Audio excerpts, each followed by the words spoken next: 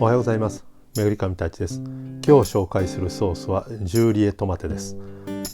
このソースは以前紹介したコートドポーのソースとして作りました。普通のジューにトマトを入れるだけでアクセントになっていろんな肉に合います。ぜひ作ってみてください。この動画ですけども、この前の続きですね。まず肉を焼いたところの鍋を使ってまずジューを作っていきます。鍋底にうまみがいっぱいついてますので、このうまみをまず白ワインで剥がしていきます。今回白ワインを使いましたけども、これをポルト、マデラ、シャンパン、あとはバンジョーヌですねなどを使ってもいいと思います。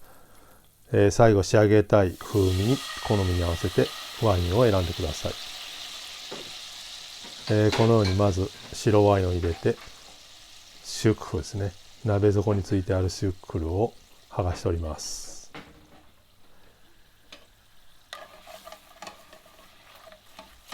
もうこれだけでもほぼ10という感じになってますけども、よくうまみを剥がしてからここでフォンを入れます。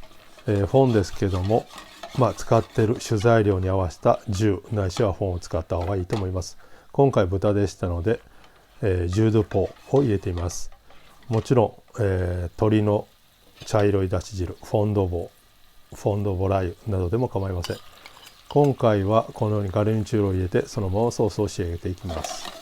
シャロットはコンフィ状になってますし、ニンニクも一緒にロティしていたものを一緒に入れています。あとこのキューブですけども、最初に掃除した時に余分に出た油をキューブに切って一緒に炒めています。ここでフォンドポーを入れます。このジューの中にガルニチュールが入っている状態ですけども、結構家庭では簡単にできます。レストランだと逆に綺麗に見えないので、大概パッセしてから使うと思います。ここで今回コンカッセトマトですねを入れます。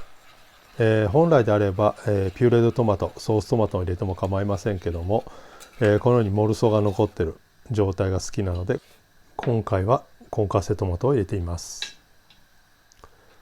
今回は家で食べるのでこのままガルニチュールを残しています。もしレストランならこのままタミですね、細かいタミでパッセしてから綺麗なジューに仕上げてかけても構わないと思います。